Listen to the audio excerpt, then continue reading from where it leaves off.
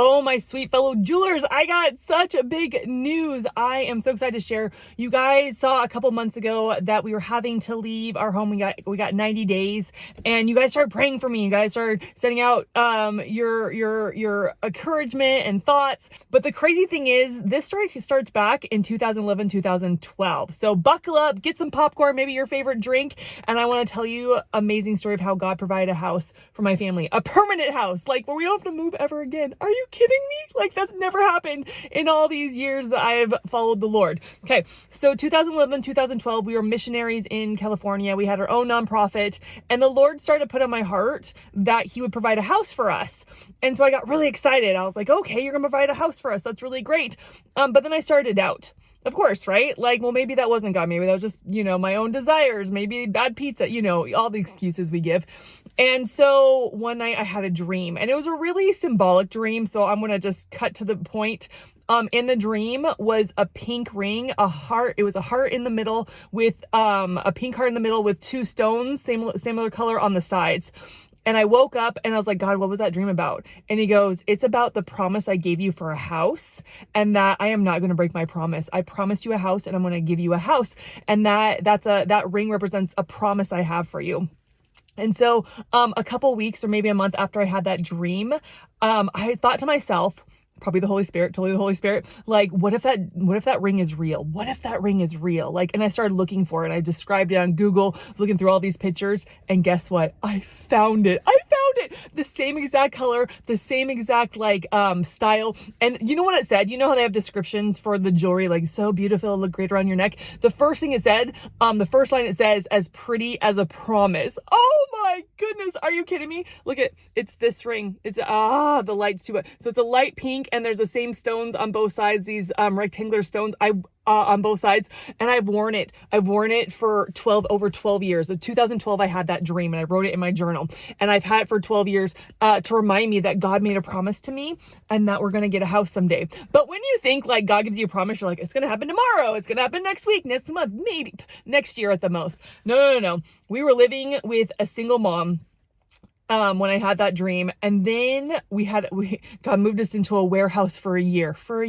It was pretty miserable. We slept on a blow up mattress. And then God told us to give away everything, to shut down our ministry, give everything away, and move to Washington State, which we did. We lived with my sister for 8 months, and then we moved into a beautiful home. It was like paradise, right? I loved this home. I loved the area. It was a cute little home, and I thought it was a promise. And I was like, you fulfilled your promise. Thanks for the ring, God. Thanks for promise. He's like, no. I promised you a home of your own. This isn't your home. You're just staying here temporarily. So we went from that house. Then we moved again to like an hour away, and to a home. And then we had to move to another home. And then it was the pandemic hit, and the owner's like, yep, I need you out. Like, we didn't do anything wrong. They're like, yeah, we just want the house. So we had to move into the church. We moved into the basement of the church during the pandemic. I hated it every single day. The Lord made me realize I need to be thankful in all circumstances, right? And so we moved in the church, and then this is where this house takes place. This is where the house comes into place. This was like 2.5 years ago. We were living in the church, and our really good friends were like, hey, we have this house.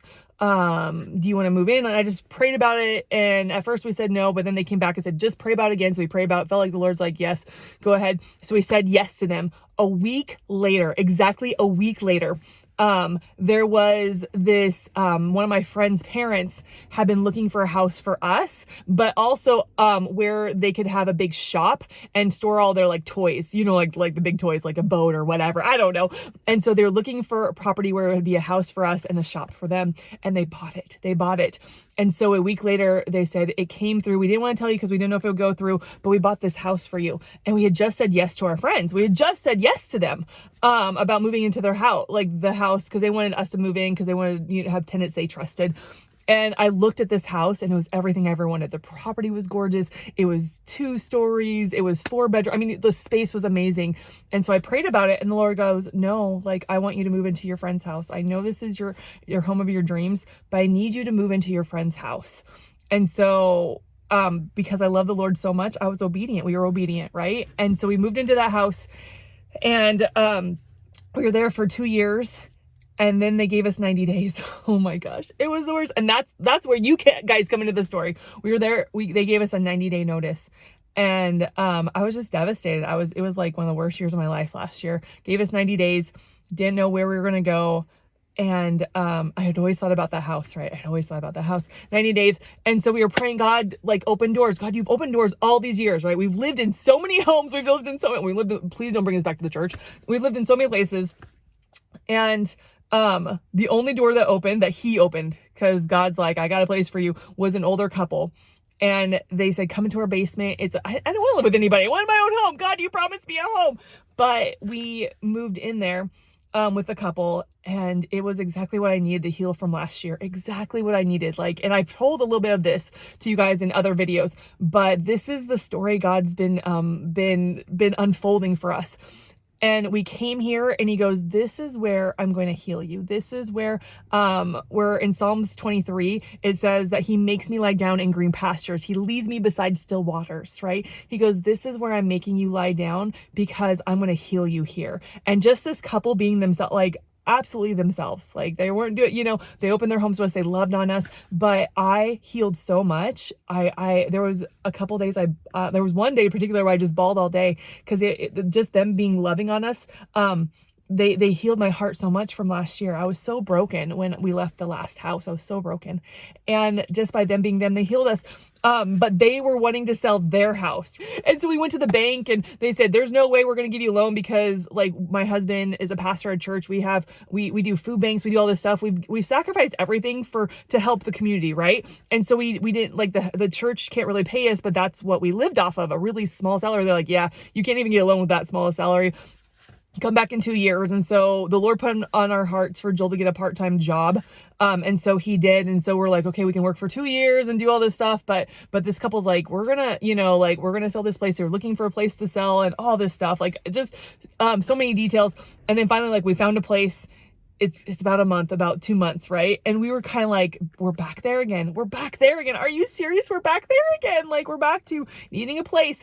And so one night I was just waking up in the middle of the night, 4 a.m., just crying, like, God, why would you have us move from place, especially the last two houses, like, you could have done anything. Like, why would you, like, not give us a home by now? You promised me a home.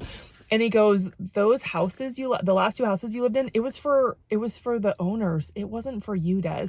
Like, I wanted you to love and minister to the owners. I wanted you to share me with the owners. I wanted you to be there for them during their time of need. Like, you promised me. You remember me, a prayer I prayed to the Lord when I first gave my life to him. And it was the Ruth prayer. When Ruth told Naomi, her mother-in-law, where you go, I'll go. Your people be my people. Your God, my God. Where you die, I'll die, and there will be buried. Like, the Lord said, you made me that prayer. You said to me, you changed the prayer, and you said, where you go, I'll go, Lord. Your people, God, will be my people. Whoever you put in my heart, those will be my people. Where you are my God, and you'll always be my God. Where you want me to die, that's where I'll die. He goes, you made that promise to me. You prayed that to me, and I took it seriously. And those last couple homes, it was for the owners, so you could minister to them. It wasn't for you. And it just changed everything, right? And so Joel and I go into, what are we going to do? And so we knocked on one door. It didn't work. Like, it was not going to work. And then I remember the house that couple had bought with us in mind. And I went to their daughter, who I'm dear friends with. She's a dear friend of mine. And I had a really hard day, and I was like, don't cry, Des, don't cry. Like, it's gonna be okay. Like, don't just bawl your eyes out. I go to her, I go, can I come see you tonight? Just, I have a moment. I'm driving to the church to do prayer. Can I just come see you? She's like, of course. And so I get in her house, and I'm trying not to bawl. And she goes, it's fine. Like, what's going on? I go, it's nothing. The question doesn't have anything to do with me, like, emotional. Well, it kind of does, but I'm super emotional. I'm okay. I'm fine. I go, we've been saving up money, and Joel got a part-time job to get a house. Would your parents be willing to let us rent to own that house? Like, I hear things aren't going that they're, like, how's it going with that house and stuff? She goes, oh my goodness, Des, are you kidding me? And she's like freaking out excited. I go, what? Like, what? She goes, my parents were thinking about putting that house on the market in March, but they go, ask Des and Joel first. Ask Des and Joel first. They have always thought that house was yours. And I was crying. I was freaking out, right? And And so she goes, they were going to ask you. And I'm like, are you serious? And so I was able to talk to them, her parents and stuff. And we're like, we can't buy it right out. Like the bank won't give us a loan. Can we like rent it for a couple years, put the money towards a mortgage, and then maybe get a loan later? And they're like, yes, that's what we wanted to do. We did that for our kids. And we want to do that for you guys. We want to be able for you guys to get enough money, save enough money to get the loan and all this stuff. And we want to do that for you guys. And so guys, I'm so excited. Like, I feel like a kid at Christmas. Like, there's been mornings I've woken up because I can't sleep because I've never, left my home at 18 to go to college. And that's the last time I had a permanent home with my parents, right? Like at 18, I've never had a permanent home. I have gone wherever the Lord told me to go. We have been missionaries. We have done, my husband's been a pastor. Like, it's just been crazy. And to think this property, I wanted a nice big property. There's lots of grass. It's a big, huge lot. The home is, I've been praying 4-bedroom, 2-bath, 2 stories. Like it's beautiful. Like it's beautiful. And the owners are so cute. They're like, well, it's not modern. It's, kind of dated. I go, I don't care. Like, I don't care. Like after 12 years, God is fulfilling his promise. And so, I just had to share with you. And the last thing I want to share, like my sister and I were talking, and both God gave us this at separate times, is that when God gives you a promise, and when he like puts like maybe a ring with it, or he puts like a dream with it, or it's a word that just resonates, like it's really just strong that you know. He usually does that because the journey is going to be really hard to get to it. Like this ring, like I didn't know how bad I need. There's times I just want to throw this ring out the window because I was so mad about waiting for a stinking promise, right? But 12 years. And every time I looked at it, I just remembered, God promised me. Like he gives his promises, and he makes his promises so loud and so like, of course, and I know because the journey is going to be really hard. Those 12 years were hard. They were brutal. It was hard moving my family, especially when we had kids, right? From place to place, and they're crying and they're not wanting to move and all this stuff. But God's been faithful, and it was the right time. It's the right place. He held that house for 2 years. For us. Like, really? Anyway, so thank you for praying. Your prayers, oh my gosh. 1, they got us through that horrible season. 2, they opened doors like crazy and made ways. And so I just want to thank you for praying for us, for encouraging me, but that also means that we're helping the owners move, the sweet couple we're living with. We're helping them to do stuff that they need to do to get their house ready, and we're doing stuff to get our place ready. We're going to go see the house tomorrow. Oh. And so I won't be on as much. The next time I'll be on, we'll be at our house. Unless I have some time in between, but it's going to look like I'm not going to be on here until we can get in, and that may be a month or 2. I'm hoping just a month. I don't know. Anyway, we'll see what the Lord has. We'll see how I'm praying he moves fast. But anyway, so I love you guys. Thank you for praying for us, and thanks for letting me tell you the story. Okay, I'll catch you in the next one. Bye.